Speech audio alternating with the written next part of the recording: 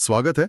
आज हम एक ऐसी किताब की दुनिया में उतर रहे हैं जिसने लाखों लोगों को प्रेरित किया है, पाउलो कोएल्हो की द अल्केमिस्ट। हाँ बिल्कुल। हमारे सामने इस उपन्यास के कई विश्लेषण और सारांश हैं और हम इनमें से सबसे महत्वपूर्ण विचारों को समझने की कोशिश करेंगे। बिल्कुल। हमारा मकसद है सेंटियागो, एक साधारण चरवाहा है वो, उसकी असाधारण यात्रा को समझना।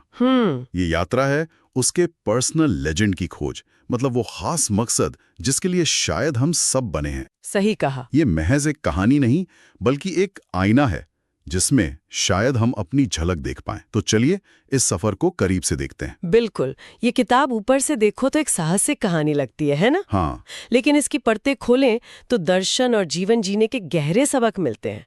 हमारे जो स्रोत हैं वो इस बात पर रोशनी डालते हैं कि सेंटियागो की मिस्र तक की यात्रा असल में उसके खुद के भीतर की यात्रा थी। अच्छा। ये अपने सपनों पर भरोसा करने और मुश्किलों को अवसर में बदलने की कहानी है एक तरह से। तो कहानी शुरू होती है, स्पेन का अंदालुसिया इलाका है, वहां रहता है एक युवा चरवाहा सेंटियागो। हाँ। उसे भेड़े चराना पसंद है। क्यों? क्योंकि वो आज़ादी देता है, घूमने फिरने का मौका देता है। लेकिन फिर उसे एक सपना बार बार आने लगता है। वही सपना कि मिस्र के पिरामिडों के पास एक खजाना दबा है, और यह सपना उसे बेचैन कर देता है। और यहीं से मतलब पर्सनल लेजेंड का विचार सामने आता है। ये कोई साधारण सपना नहीं है। नहीं, ये एक पुकार है, एक संकेत है कि उसके जीवन का कोई बड़ा उद्देश्य है जिसे पूरा करना है। जैसा कि कई विश्लेषण बताते हैं, ये खजाने की खोज सिर्फ दौलत के लिए नहीं है। हाँ, ये बात तो है। बल्कि ये आत्मखोज और अपनी क्या कहते हैं क्षमताओं को पहचानने की प्रक्रिया है। अपनी बेचैनी में वो जाता है एक बूढ़ी जिप्सी महिला के पास। वो सपनों का मतलब बताती हैं। अच्छा। वो कहती है कि हाँ, तुम्हें मिस्र जाना चाहिए, लेकिन बदले में खजाने का 10वां हिस्सा मांगती है। सेंटियागो थोड़ा निराश होता है, पर फिर उसकी मुलाकात एक रहस्यमयी बूढ़े आदमी से होती है, मेल्किजेडेक। वो खुद को सेलम का राजा कहता है। मेल्किजेडेक, हाँ, ये कहानी में एक बहुत महत्वपूर्ण मोड़ लाते हैं। बिल्कुल। वो सेंटियागो को न सिर्फ पर्सनल लेजेंड के बारे में समझाते हैं, बल्कि एक गहरा विश्वास जगाते हैं। उनकी वो बात, जब तुम सच में कुछ चाहते हो तो पूरी कायनात उसे हासिल करने में तुम्हारी मदद के लिए साजिश करती है। हाँ, ये तो बहुत मशहूर लाइन है। ये सिर्फ हौसला बढ़ाने वाली बात नहीं, ये किताब का केंद्रीय विचार है। वो उसे यूरिम और थम्मिम नाम के 2 पत्थर भी देते हैं। हाँ, वो जादुई पत्थर जो मुश्किल वक्त में हाँ या ना में जवाब देकर मार्गदर्शन कर सकते हैं। ये दिखाता है कि मदद अक्सर अप्रत्याशित तरीकों से मिलती है, बस नजर खुली रखनी होती है। ये सेंटियागो को बड़ा कदम उठाना पड़ता है। हाँ, अपनी पूरी सुरक्षित जिंदगी, अपनी जानी पहचानी सुरक्षित जिंदगी छोड़नी पड़ती है। वो हिम्मत करके स्पेन से जहाज पकड़कर अफ्रीका के टैंजियर शहर पहुंचता है।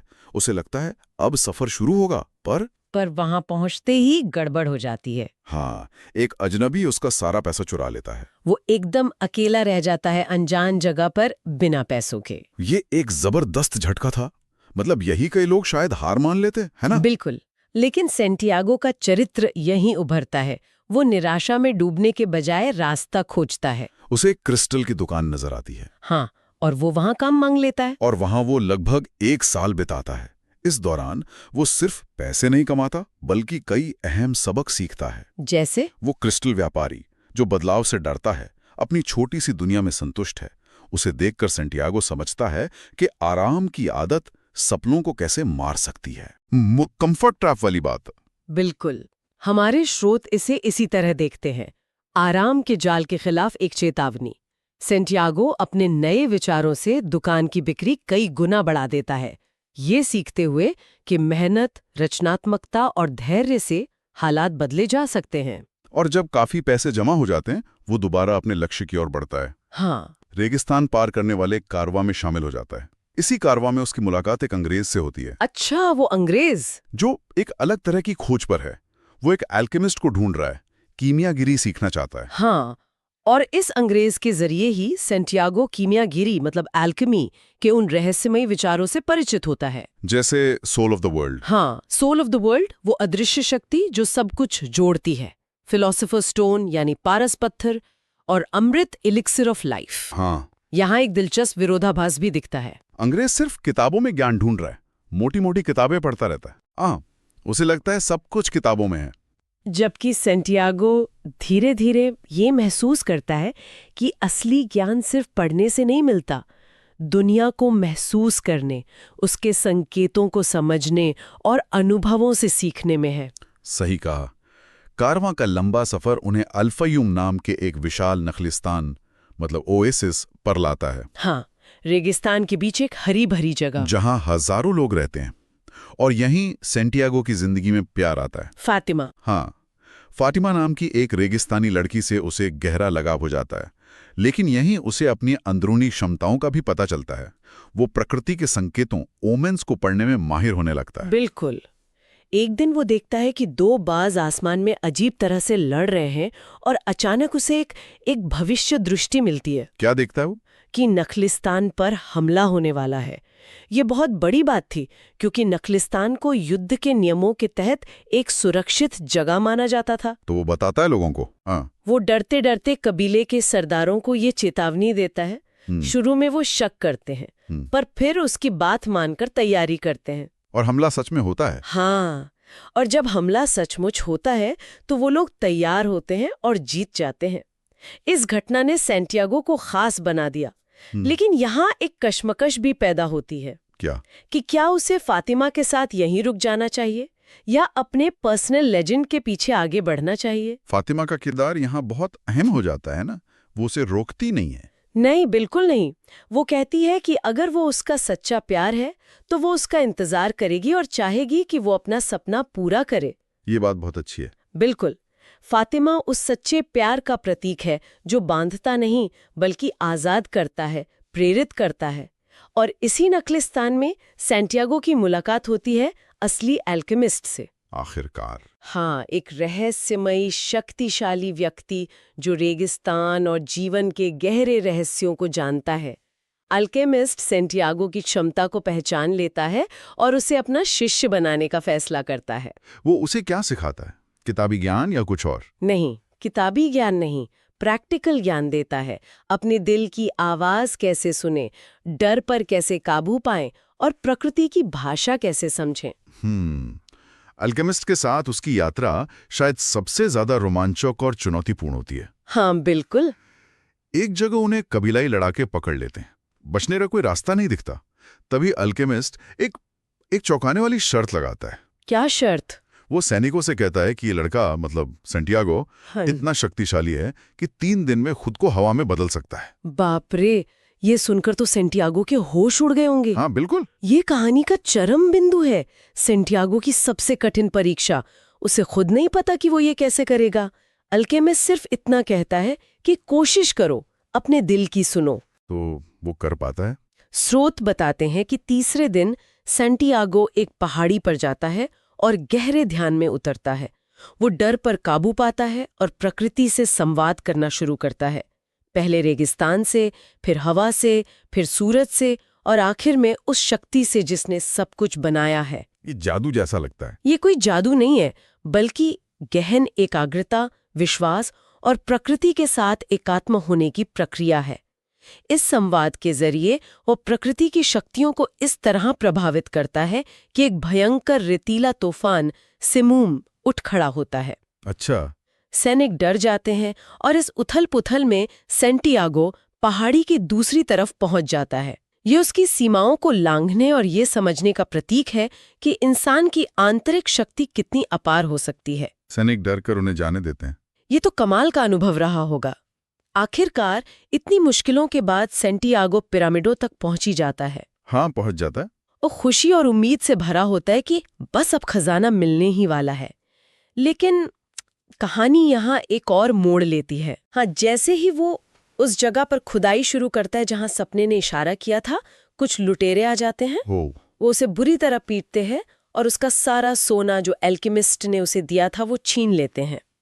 जब वो हताशा में रोते हुए अपने सपने और खजाने के बारे में बताता है, हाँ, तो लुटेरों का सरदार ठहाका मारकर हंसता है। और यही वो होता है जिसकी किसी ने उम्मीद नहीं की थी। बिल्कुल। वो सरदार कहता है कि वो सपनों पर यकीन नहीं करता। उसे भी सालों पहले एक सपना बार बार आता था। उसे भी? क्या सपना? कि स्पेन में एक पुरानी टूटी हुई चर्च के पास एक साइकोमोर पेड़ की जड़ों में खजाना गड़ा है, लेकिन वो इतना बेवकूफ नहीं कि एक सपने के पीछे रेगिस्तान पार करके स्पेन जाए। और ये शब्द सुनते ही सेंटियागो को जैसे बिजली का झटका लगता है। उसे अचानक सब समझ आ जाता है ना? खजाना मिस्र में कभी था ही नहीं, वो तो वहीं था जहां से उसने अपनी यात्रा शुरू की थी, स्पेन की उसी पुरानी चर्च में। हाँ, उसी पेड़ के नीचे जहां वो अपनी भेड़ों के साथ सोता था। ये कितनी बड़ी विडंबना है। यही किताब का सबसे गहरा संदेश है। वो वापस स्पेन लौटता है, उसी पेड़ के नीचे खोदता है और उसे सचमुच सोने, चांदी, हीरे जवाहरात से भरा एक संदूक मिलता है। मिल जाता है खजाना? हाँ, मिल जाता है। लेकिन अब सेंटियागो वो पहले वाला चरवाहा नहीं रहा। उसे एहसास होता है कि असली खजाना ये सोना चांदी नहीं है। तो फिर क्या है? वो सब कुछ है जो उसने इस यात्रा के दौरान सीखा और पाया। ज्ञान, अनुभव, प्रेम, आत्मविश्वास और खुद का रूपांतरण। यात्रा ही असल में मंजिल थी। वो खजाना लेकर फातिमा के पास वापस जाने का फैसला करता है। तो सेंटियागो की ये यात्रा अकेले तो नहीं थी। रास्ते में मिले लोग भी कहानी का अहम हिस्सा हैं। लगभग प्रतीक की तरह काम करते हैं। हाँ, बिल्कुल। मेल्किजेडेक जैसे रहस्यमयी मार्गदर्शक हैं जो शुरुआत में रास्ता दिखाते हैं। हाँ, और क्रिस्टल व्यापारी उस डर और आलस का प्रतीक है जो हमें आगे बढ़ने से रोकता है। वो कंफर्ट जोन जिसमें हम फंस जाते हैं। सही। अंग्रेज सिर्फ किताबी ज्ञान का प्रतीक है जो तब तक अधूरा है जब तक उसे अनुभव से न जोड़ा जाए। इसके विपरीत एल्केमिस्ट अनुभव, अंतर्ज्ञान और प्रकृति से जुड़े गहरे ज्ञान का प्रतीक है। और फातिमा, जैसा हमने कहा, सच्चे प्रेम का प्रतीक है जो बंधन नहीं बल्कि प्रेरणा बनता है। ये पात्र सेंटियागो के आंतरिक संघर्षों और विकास के अलग अलग पहलुओं को दर्शाते हैं एक तरह से। और अगर हम मुख्य विचारों, थीम्स की बात करें तो पर्सनल लेजेंड तो सबसे ऊपर है ही। अपने दिल की सुनना, अपने जीवन के उद्देश्य को पहचानना और उसे पाने के लिए हिम्मत करना। हाँ, इसी से जुड़ा है सोल ऑफ द वर्ल्ड का विचार कि सब कुछ आपस में जुड़ा है और ब्रह्मांड संकेतों मतलब ओमेन्स के जरिए हमसे बात करता है, हमारा मार्गदर्शन करता है। जरूरत है उन संकेतों को पढ़ने की कला सीखने की। बिल्कुल। अन्य महत्वपूर्ण विषय है सपनों की ताकत, डर पर विजय पाने का महत्व, साहस और जोखिम उठाने की जरूरत, प्यार का सच्चा अर्थ और सबसे बढ़कर आत्मरूपांतरण।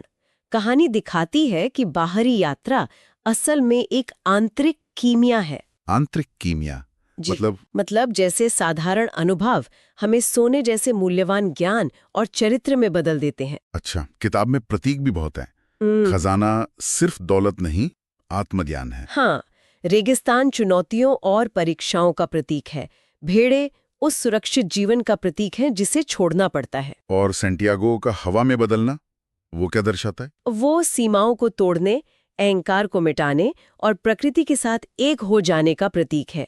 कीमियागिरी की पूरी प्रक्रिया ही शीशे को सोने में बदलने की तरह व्यक्तिगत विकास का रूपक है कि कैसे हम अपने साधारण अनुभवों और संघर्षों से गुजरकर एक बेहतर, ज्यादा ज्ञानी इंसान बन सकते हैं। हाँ, बिल्कुल यही।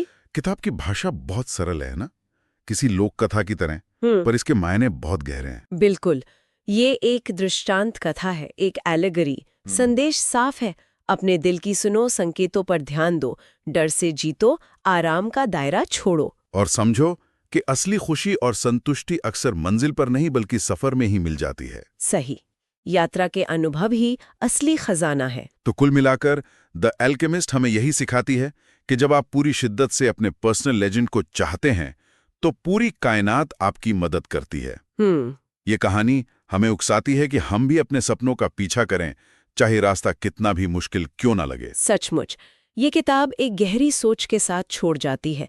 हमने स्रोतों के विश्लेषण से देखा कि भौतिक खजाना सेंटियागो को वहीं मिला जहां से वो चला था। हाँ, ये बात सोचने वाली है। ये हमें सोचने पर मजबूर करता है, क्या वो असली खजाना मतलब ज्ञान, अनुभव और आत्मसमझ उसे तभी मिल सकता था जब वो इतनी लंबी और कठिन यात्रा करके वापस लौटा? क्या घर के पास पड़े सोने की कीमत जानने के लिए दुनिया का चक्कर लगाना जरूरी था? हाँ, यही सवाल। बिना इस बाहरी यात्रा के क्या वो आंतरिक रूपांतरण और खुद को पा लेना संभव था? इस सवाल पर विचार करना, ये अपने आप में एक दिलचस्प यात्रा है।